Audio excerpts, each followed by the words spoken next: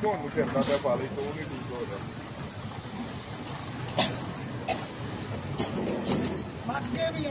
ਹੈ ਚੱਲ ਸਿੱਧਾ ਹੋ ਖੜਾ ਹੋ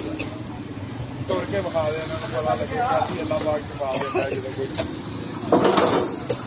ਖੜਾ ਹੋ ਜਾ ਜੇ ਤਾਂ ਖੜਾ ਹੋ ਕੇ ਤੁਰ ਪਏਗਾ ਤੇ ਤੁਰ ਪਏਗਾ ਤੇ ਘਰ ਨੂੰ ਜਾਏਗਾ ਤੇ ਜੇ ਤੂੰ ਤੁਰਿਆ ਨਾ ਤੇ ਫਿਰ ਮੈਂ ਤੇਰੇ ਤੇ ਪਰਚਾ ਦਾਂਗਾ ਜਾ ਕੇ ਖੜਾ ਹੋ ਜਾ ਵੀਡੀਓ ਮੇਰੇ ਕੋਲ ਹੈ ਛਿੱਤਰ ਖਾ ਕੇ ਵੀ ਇਹ ਕੰਮ ਹੀ ਕਰਨਾ ਤੂੰ ਤੇ ਬਿਲਕੁਲ ਆਸਾਨੀ ਨਾਲ ਕਰਕੇ ਤੇ ਨਿਕਲ ਜਾ ਖੜਾ ਹੋ ਮੈਂ ਕਹਿਣ ਡਿਆ ਖੜਾ ਹੋ ਜਾ ਖੜਾ ਹੋ ਕੇ ਨਿਕਲ ਜਾਏਗਾ ਤੇ ਵੈਸੇ ਹੀ ਚਲਾ ਜਾਏਗਾ ਤੇ ਜੇ ਤੈਨੂੰ ਮੈਂ ਚੁੱਕ ਕੇ ਲਗਿਆ ਤਾਂ ਜਾ ਕੇ ਪਰਚਾ ਦਿਆਂਗਾ ਤੇ 2 ਮਿੰਟਾਂ ਦਾ ਤੇਰੇ ਕੋਲ ਟਾਈਮ ਹੀ ਜਿੰਨਾ ਮਰਜ਼ੀ ਤੂੰ ਮਸਲਨ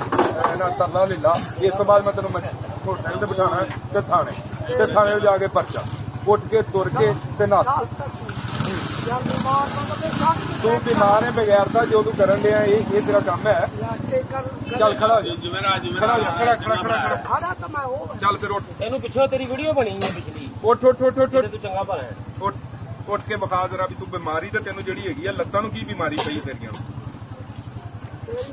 ਸਹੀ ਤੌਰ ਪੰਜਾਬ ਪੁਲਿਸ ਦਾ